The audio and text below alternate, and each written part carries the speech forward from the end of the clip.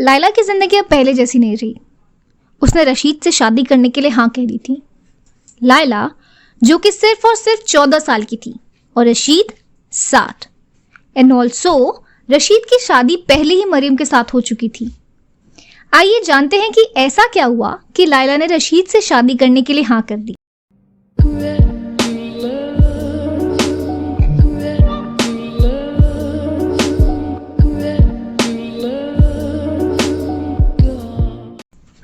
Welcome to connecting dots, जहां मैं आपको किताबों की ऑडियो बुक्स और समरीज बताती हूँ। लायला और उसकी फैमिली काबुल छोड़कर जाने के लिए तैयार हो चुके थे। लायला के पिता ने उसे किन्हीं 5 बुक्स को अपने साथ ले जाने की अनुमति दी थी। वो नीचे खड़ी टैक्सी में किताबों को रख रही थी। अचानक से एक सीटी की आवाज आई। लायला के हाथों से बुक छूट गई। जब उसने ऊपर देखने के लिए अपना सर उठाया, तब तक पीछे से बहुत तेज रोशनी आ रही थी। कुछ बहुत ही गर्म और पावरफुल उसके पीछे गिरा था। वो इतना पावरफुल था कि it just knocked her out of her sleepers. Laila उड़ के दीवार से जा टकराई। उसके शरीर पर पूरे पत्थर और काफी छोटे छोटे कांच के टुकड़े थे। वो पूरी धूल में लथपथ थी। थोड़ी ही देर में उसकी आंखों के सामने अंधेरा छा गया। कुछ समय बाद उसे होश आया। एक आदमी था जो उसके सामने उसे कुछ बोल रहा था, पर लायला को कुछ भी सुनाई नहीं दे रहा था। वो बहुत दर्द में थी, यहां तक कि उसे सांस लेने में भी दर्द हो रही थी। उसे हर जगह दर्द हो रहा था। एक गिलास पानी और एक पिंक पिल, सब वापस से अंधेरे में बदल जाता था। लायला मलबे के नीचे दबी हुई थी। उसे रशीद ने बचाया था। वो उसे अपने घर ले आया था।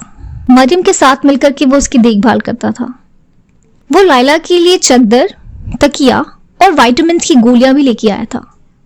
एक हफ्ते के बाद लायला जब थोड़ी सी ठीक हुई तो रशीद उसके लिए ढेर सारी बाहर की खबरें लेकर के आया करता था। He was very nice to her। वो कितनी ज्यादा लकी है कि वो उसे सिर्फ इतनी सी चोटें आई हैं। मतलब अगर देखा जाए तो जिस तरीके से वो रॉकेट उसके घर पे गिरा था और उसकी पूरी परिवार को तबाह कर गया, उसके हिसाब से तो काफी लकी है, मरियम ने सोचा। लायला मरियम और रशीद के साथ उनके घर में रहती थी। बॉम्ब ब्लास्ट को अब 1 महीना कम से कम बीत चुका था। एक दिन मरियम के दरवाजे पे किसी ने दस्तक दी। मरियम ने दरवाजा खोला। एक आदमी था। मरियम के पूछने पे उसने बताया कि उसे लायला से मिलना था। लायला से हुई मुलाकात में उसने लायला को बताया कि वो और तारिक एक ही हॉस्पिटल में थे। उसी दौरान उन दोनों की दोस्ती हुई थी कि तारिक चाहता था कि उसे पता चले कि वो उसे कितना प्यार करता था। विथ था इन एवरी सेंटेंस लायला ने यह फिगर आउट कर लिया कि अब तारिक नहीं रहा। I am so sorry, Rashid ने मरियम के हाथों से प्लेट लेते हुए बिना उसे देखे प्लेट लायला को पास करते हुए कहा।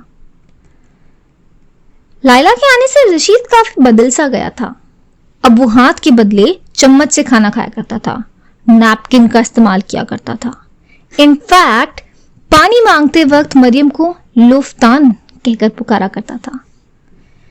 और तो और जिस कमांडर मसूद के अगेंस्ट था, जिसे वो धोखेबाज और कम्युनिस्ट कहता था, अब वो उसकी साइड लेने लग गया था। अब वही कमांडर उसके लिए तज़ीक हो गया था। ये सब उसकी एक स्टेज डिलीवरी थी, जस्ट लाइक अ परफॉर्मेंस। एक अटेम्प्ट था जो कि बहुत ही स्लाई और पैथेटिक था, ताकि वो लायला को इम्प्रेस कर सके अपने चार्म से। और मरियम ने ये सब रियलाइज कर लिया था। एंड ये एक रीजन था जिसकी वजह से मरियम उसे कभी पसंद नहीं करती थी।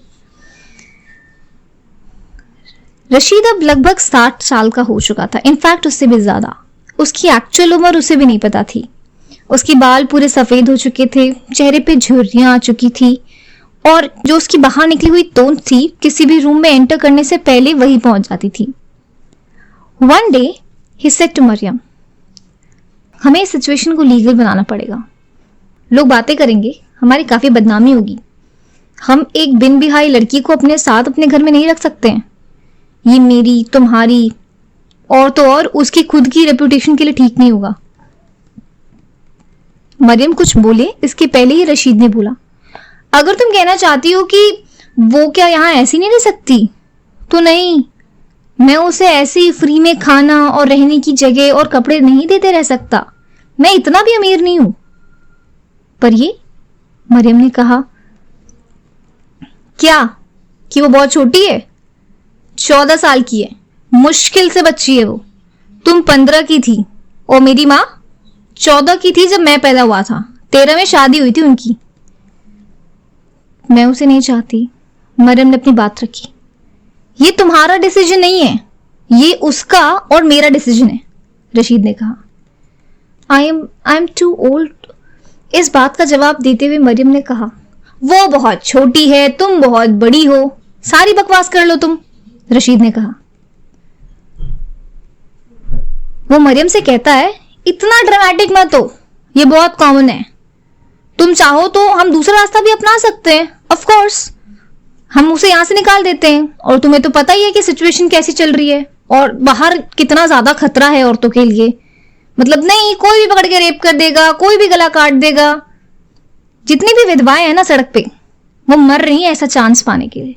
इनफैक्ट अगर तुम मेरी नजर से देखो तो मैं तो एक चैरिटी कर रहा हूं। मतलब ये जो मैं कर रहा हूं ना, इसके लिए मुझे मेडल मिलना चाहिए। शाम को जब मरियम ने शादी की बात लायला से की तो उसने तुरंत शादी के लिए हाँ कह दी। लायला को शादी के लिए हाँ करनी पड़ गई। ये उसकी एक मजबूरी थी, क्योंकि ये उससे रियलाइज हो चुका था कि अब वो प्रेग्नेंट है। इस वक्त उसे एक घर की जरूरत थी।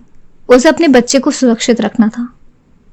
शादी के बाद इस बच्चे को रशीद का नाम मिलने वाला था। लायला की बेटी हुई थी, जिसका नाम उसने अजीजा रखा था।